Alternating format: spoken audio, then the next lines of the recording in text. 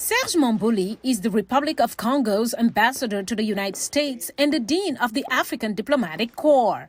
He told VOA that he's been working with White House and State Department officials for months preparing for the U.S. Africa Leaders Summit.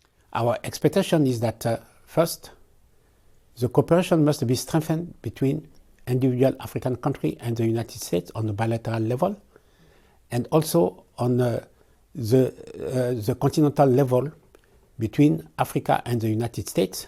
We want this summit to be also the contribution for the United States to the success of the Agenda 2063 of the African Union. Agenda 2063 prioritizes inclusive social and economic development, continental and regional integration, democratic governance, and peace and security to reposition the continent as a dominant player in the global arena, the African Union says. We, Africa, we need energy, we need infrastructure, we need financing, and we need good health to develop Africa. So if this summit can contribute to the cooperation and to the realization of our cooperation between the United States in those sectors, mainly, and including other sectors, that will help a lot. President Barack Obama convened the first U.S. Africa Leaders Summit in 2014. Since then, a lot has happened.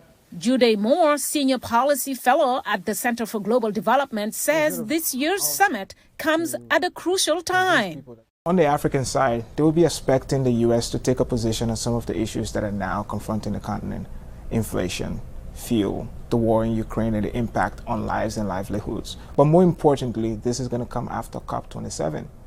And African leaders are going to be looking to the U.S. for leadership in responding to the climate crisis. Last year, a UN report on Africa's climate found the continent was heating up more and faster than other regions in the world. Yet Africa is responsible for less than 4% of the world's greenhouse gas emissions. Mambouli addressed the needs of the Congo Basin Blue Fund, an effort to help the region's countries to rely less on forest-based resources. For instance, in the Congo Basin, in a blue fund within the Congo Basin, that need to be funded if we have to continue to protect the planet on our side. Promises have been made by different countries, but we haven't seen any deep pocket action. The Congo Basin is home to some of the largest tropical rainforests in the world.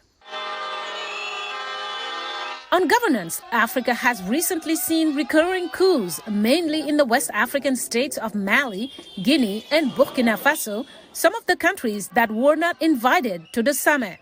It's a really, really difficult time. So I imagine that African governments will come looking for more assistance from the United States on the security part. Because, you know, they can impose sanctions, right? But it's not just a stick. You have to be able to offer a carrot. And in most instances, the institutions simply do not have as much resources to be able to offer the carrot. The summit opens on Tuesday and ends on Thursday. Mariama Diallo, VOA News, Washington.